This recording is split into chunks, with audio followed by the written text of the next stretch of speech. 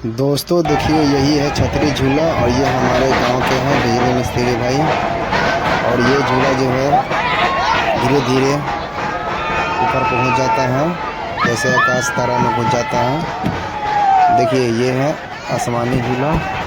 दोस्तों अगर वीडियो पसंद आता है वीडियो को लाइक करें, चैनल को पहली बार है तो चैनल को सब्सक्राइब करें। आपका भाई आपको इसी तरह रंग बिरंग का अच्छी से अच्छी वीडियो आपको दिखाता रहेगा।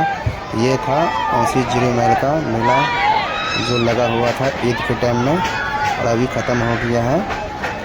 तो दोस्तों वीडियो को ज़्यादा से ज़्यादा लाइक दें। और ये देखिए ये है मौत का कुआं। इसमें भी भाई लोग अपनी जान की बाजी लगाते हैं, ये इस तरह स्टैंड करते हैं।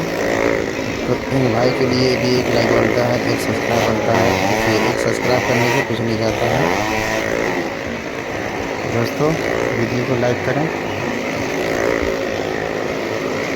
और वीडियो अच्छी लगे तो वीडियो को शेयर करें।